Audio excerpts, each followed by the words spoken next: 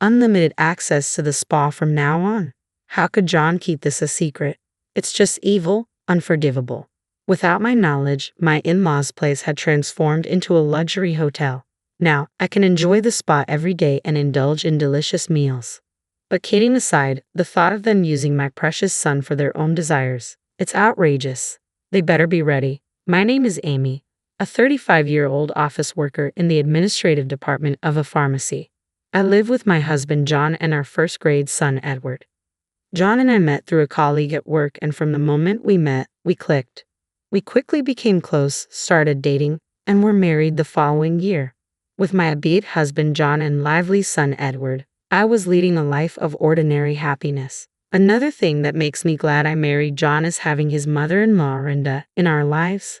Having lost my mother early, I was raised by my father. My mother-in-law, who I barely knew as a mother figure, treated me like her own daughter since the start of our marriage. "Amy, do you have any plans this Sunday? Why don't you and Edward come over for dinner?" she would say, always treating us to delicious meals. When Edward was younger, she was a great support for my parenting struggles, even helping to pick him up from daycare when I couldn't leave work. Edward grew very attached to her, and spending Christmas at my in-laws had become a tradition for our family. "Amy, your mother-in-law really is the best, isn't she?" my colleague Emma would say, listening with an envious look. It was Emma who introduced me to John. They had been friends since college. Emma, with her bright personality and many friends, joined the company with me. We were close enough to share work frustrations, family matters, and personal issues. The pharmacists and other staff were kind, and the company had excellent benefits. Emma and other colleagues with children continued to work full-time as before our pregnancies. Recently, John's been saying he has to work on weekends and isn't home even on his days off, I said, sounding a bit discontented. "Are you suspecting him of cheating?" Emma laughed. "That's laughable." But it was true. John had been away from home more often. "Dad, are you working again today?" Edward asked, wanting to play with John. "I have to work, sorry," John said apologetically. I couldn't say anything back, feeling proud of John for working hard for our family. Little did I know back then that such dedication would turn into such a terrible betrayal. Rock, paper, scissors. Oh, the worst, I sighed. My workplace is usually closed on Sundays and holidays, but about once a month, we're on duty for the hospital gate on Sundays. Accordingly, our pharmacy also opens. It seems Christmas is our turn this time. We played rock, paper, scissors to decide who would work. Unfortunately, I lost. I wanted to spend Christmas at my in-laws, but no choice. "I have to do my best," I muttered to myself, only to be chuckled at by the friend sitting next to me. "It's not funny," I said to her. She laughed and apologized. "Sorry. This woman is also an officer, and we met at the daycare. Her son Henry and Edward are very close, and our families have become friends. We used to go on trips together, though we've been too busy lately. Her husband Tom is also a kind and gentle person. Her name is Isabella. I call her Henry's mom, or Isabella. By the way, Isabella, thanks for playing with Edward in the park last Sunday when I had to work. When John had to take care of Edward on weekends, today I played with Henry in the park," Edward told me. When I asked John about it, he said he ran into Henry and his parents at the park by chance and played together. "Really?" I asked John, but his vague response frustrated me. "By the way, mother-in-law called and said she's looking forward to Christmas. I can't make it, but have fun. I can't go because of work, so it looks like Christmas will be without me this year," I told Isabella. Mother-in-law sounded very disappointed when I told her I couldn't come, but maybe I'll put John to work and have him do a thorough house cleaning. "It's been a while," she said, sounding quite excited about the idea. "Feel free to use him as much as you like," I laughed as I talked with mother-in-law. It was close to Christmas when this happened. I was working a late shift that day and had to do some unexpected overtime. I hurriedly tried to contact John but couldn't reach him. I ended up calling my son's mobile phone. "Mom, are you done with work?" Edward answered the phone with a cheerful voice, happy to hear from me. "Sorry, Edward, Mom is working late. Can you put Dad on the phone?" But Edward said John wasn't there. Wondering where they could be, I said, "Hello, Amy. It must be tough working so late." John called and said he's going to be late because of work, mother-in-law said. "Hello, Amy. It must be tough working so late." John called and said he's going to be late because of work, mother-in-law said. She told me that while she was preparing dinner in her house. John called her. Sorry, Mom. Amy's on a late shift and I should get home early, but I have to work overtime. Please help. After saying that, John hung up and couldn't be reached again. I was furious with John's actions. He hadn't contacted me at all, thinking maybe he wouldn't get caught. I rushed home. John still hadn't returned, and at the dinner table were mother-in-law and Edward, eating. Mother-in-law said she was happy to have dinner alone with her grandson. Even though I apologize, I really respect mother-in-law. John came home late that night. Hey, about work, you promised to take care of things when I have a late shift. Can you at least keep that promise? I said quietly, what can I do? It's work, I muttered to myself. John raised his voice and even suggested that I quit my job or become a part-timer. When John met me, he praised me for working in healthcare, but that John who said such nice things is no longer here. Our current lifestyle is also thanks to my income. Even though I'm an equal partner to John, he's been doing less housework lately and hasn't been taking care of Edward either. And this guy, hey, you're not cheating, are you? I looked at John with cold eyes. There's no way. You're overthinking, Amy. He suddenly changed his tone and put his arm around my shoulder. That said it all. John has always tried to appease me like this when he's lying or feeling guilty. How dare he cheat? He better be prepared. I was glad Edward was asleep. I didn't want to show our son such an ugly fight. From then on, we acted normal in front of Edward, but when it was just the two of us, we hardly talked or even made eye contact. When I told my colleague Emma about what happened, she said, "That guy is the worst. Let me know if you need anything." That was a cool thing to say. Days passed, and before I knew it, it was Christmas Eve. Take good care of Edward, will you? Say hello to Renda for me, I said to John, but as usual, he didn't even meet my eyes. I'm off then, he replied indifferently, and John and Edward left for my in-laws' house. What's with that attitude? It's so annoying, I thought to myself. I spent a lonely Christmas Eve alone in our eerily quiet house. There was no contact from John, but thinking he was having a good time with mother-in-law gave me a little peace of mind. I remembered mother-in-law saying she'd make John clean the house. I wondered if he was being worn out by chores and couldn't help but feel a bit of schadenfreude. Little did I know John was doing something unthinkable at that time. Christmas Day was busy with quite a few patients. Fortunately, I didn't have to work overtime, so I left work and went straight home. I planned to join my in-laws the next afternoon and spend the holiday with mother-in-law. Might as well enjoy some alone time for a change. As I was thinking this, my mobile phone rang. It was mother-in-law. Thinking it was going to be a complaint about John being lazy, I answered.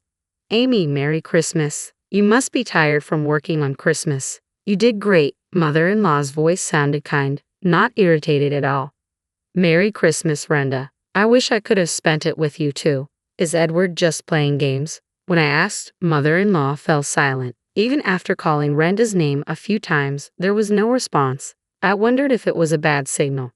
Amy, John and Edward didn't come here this year. I spent Christmas alone, mother-in-law finally said, and then began to sob over the phone. I was in a panic. John and Edward definitely left the house yesterday. Where could they possibly be now? There was a long silence between mother-in-law and me. I'll head over to your place right now, I said. It's about a 40-minute drive to my in-laws.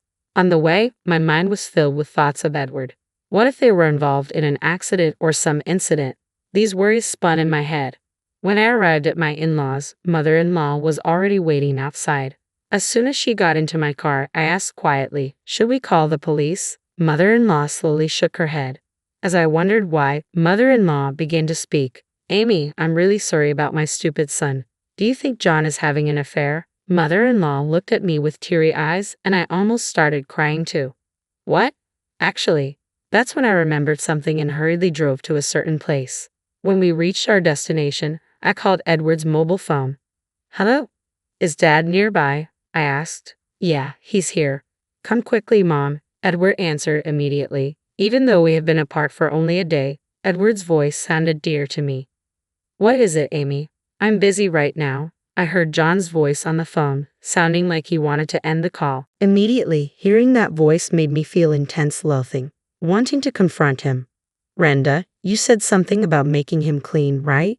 So, are you at your parents' house now? John's response on the phone was calm. Yeah, That's right, Amy. I can't wait to see you. When did he become so adept at lying as easily as breathing? I thought to myself, should I have quit my job? Should I have tried harder at home? But none of that justifies an affair. Oh, Sorenda, you started a luxury hotel. Does that mean unlimited spa access? How could John keep this a secret? I won't forgive him, I said in a low tone filled with hatred. On the phone, John seemed quite flustered by my accusation. His silence prompted me to continue. Hey, come out of the room. This is the luxury hotel I always wanted to visit. You said it was too expensive, remember? As I spoke fluently, John seemed to give up. I'm sorry, he said in a barely audible voice. I found this place using the GPS on Edward's mobile phone. This hotel, not far from my in-laws, was the place I wanted to visit. The fact that John, who said it was too expensive for me, was enjoying himself here with his mistress infuriated me. Perhaps it showed on my face because on the way to the hotel, mother-in-law kept apologizing. It was then that I found out for the first time that when I worked late shifts, mother-in-law was almost always the one taking care of Edward. I hadn't noticed because she would return home before I got back. John, who was terrible at cooking, used to buy ready-made food, and if mother-in-law tried to cook, he stubbornly refused her. Looking back, that must have been his strategy to keep me from finding out. Even during that short time, John was so enthralled with his mistress. Mother-in-law initially believed John was really working, but as his absences increased, her suspicions of an affair naturally grew. The climax was when mother-in-law saw John walking arm in arm with an unknown woman, looking intimate. She debated whether to consult me but decided against it. The main reason was that she didn't want to lose the chance to see Amy and Edward. Mother-in-law sobbed in the passenger seat, knowing she cared so much for us. Tears streamed down my cheeks too. Mother-in-law was more considerate of me and Edward than John ever was. This time, John had contacted her, saying he would spend some rare time alone with Edward but asked her to cover for him, saying he'd be at her house. Mother-in-law, suspecting a lie, worried about Edward and contacted me. I despised John from the bottom of my heart for involving so many people, I thought bitterly. At the hotel, after explaining the situation, we were made to wait in the lobby. Then, a man and a woman with guilty expressions on their faces emerged, along with Mom. I was getting bored. I played a law with Henry, who was Edward's friend from daycare. Henry looked around and said, "Looks like my dad hasn't arrived yet." He seemed a bit disappointed. John's mistress was Isabella, another mom from the daycare. I wasn't sure how long the affair had been going on, but these two fools had boldly involved our children. Apparently, they had told their sons that their respective parents would join them later. How despicable. John had booked 2 rooms, one for the children and the other for themselves. So repulsive. Thanks to the hotel's kindness, mother-in-law and I were allowed to stay in a room for a while, where she looked after the children in the other room. Isabella having an affair with my husband and then talking to me normally at committee meetings was unbelievable. I spoke in a calm tone. What I thought Amy hadn't noticed anything. It was so funny. Isabella laughed. What is this woman? I never would have guessed that Isabella, who seemed so fragile and beautiful, was actually this spiteful. I stared at her quietly, pondering the unpredictability of people. John himself seemed a bit taken aback by Isabella's true nature. This woman, without being asked, happily began to talk about how and when she started her affair with John. Their relationship began when our children were in senior kindergarten. On a day I was sick and couldn't attend a parent meeting, so I asked John to go in my place. It was Isabella who made the first move. We had known each other as families and had each other's contact information. From that day on, they began to communicate more frequently. It started with complaints about their spouses but gradually turned into personal conversations. Soon, they began meeting more often, and it didn't take long for their relationship to become romantic. But now it's all over. What a pity, Isabella chuckled, her nonchalant attitude heard loud and clear. I said, "You seem quite relaxed for someone about to face serious consequences." Ignoring her surprised look, I stood up decisively, facing my bewildered husband. I said, "Come on, get up and check out. I've called a ride for you, so get ready quickly," I said with a slight smile as I left the room. Seeing Isabella's face twitch a bit from my remark felt oddly satisfying. Now begins the hellish drive. The trip isn't over until we're home, I thought to myself. After checking out, as we headed to the parking lot, Henry ran joyfully towards the person he was waiting for. Henry's dad, Tom, Isabella's husband. Sorry to keep you waiting, Henry. Have you been good? Tom said in his usual calm manner. Dad, can Edward and I go home first? Mom and you need to talk, Henry said gently, and the two boys happily got into my car. Thank you. We'll have a long talk on the way home, I said, glaring at Isabella. I had learned from contacting Tom that he was supposedly at work and Isabella had lied about visiting her parents far away to come here. Both of them were utterly despicable. I was forced to come here because John threatened to use Edward to ostracize Henry at school if I didn't. Isabella started with a shallow lie. Really? You seemed so eager to tell me everything just a while ago. I continued calmly. Isabella laughed. What is this woman? I thought, staring at her quietly, pondering the unpredictability of people. John himself seemed taken aback by Isabella's true nature. She happily began to talk about how and when she started her affair with John, and it was unbelievable to hear. Their relationship began when our children were in senior kindergarten. On a day I was sick and couldn't attend a parent meeting, so I asked John to go in my place. It was Isabella who made the first move. We had known each other as families and had each other's contact information. From that day on, they began to communicate more frequently. It started with complaints about their spouses but gradually turned into personal conversations. Soon, they began meeting more often, and it didn't take long for their relationship to become romantic. But now it's all over. What a pity, Isabella chuckled with a nonchalant attitude. I said, you seem quite relaxed for someone about to face serious consequences. I ignored her surprised look, standing up decisively, facing my bewildered husband. I placed the voice recorder with our earlier conversation in Tom's hand as Isabella desperately tried to grab it. Don't bother. I have another copy just for myself, I said, smiling as I got into my car. As I drove away, John's pathetic voice called out from behind, Wait, what am I supposed to do now? Go home alone. Oh, but I thought you might feel lonely, so I arranged a ride for you too. I pointed behind John. Behind him stood my colleague Emma and her husband, who was also a friend from college. Apparently, John owed him a big favor and couldn't stand up to him. I glanced over and saw they were already scolding him. Emma gave me a look that said, Leave it to me. Though my husband was a disappointment, I was lucky to have supportive people around me. As I expected, everyone's ride home was hellish. Isabella desperately denied her relationship with John in the car, but no one believed her with the voice recorder playing. Eventually, she admitted to having other affairs. I don't know if John was serious, but he was the one being played from the start. The reason Isabella targeted John was so petty because Edward got the lead role in a school play over Henry. I was furious. I planned to make him pay a hefty alimony. Henry's custody went to Tom, of course. He said he was going back to his parents' place, a bit far away. John came home late that night, looking like a ghost. It seems like he got a good scolding from Emma and her husband. John always said his college friends were very important to him, as if it were a mantra from the beginning of our marriage. Now, because of this incident, John probably won't be invited to their gatherings anymore. It's nothing but karma. He brought this upon himself. He should regret it. What angered me the most was that every time he met his mistress, John told Edward, Today it's a secret between us men, okay? Don't tell Mom. Edward kept that promise and never told me anything. When I found out, I was moved to tears. John and I successfully finalized our divorce. You stupid man, how can you face your late father now? Don't ever show your face again, mother-in-law said, slapping him.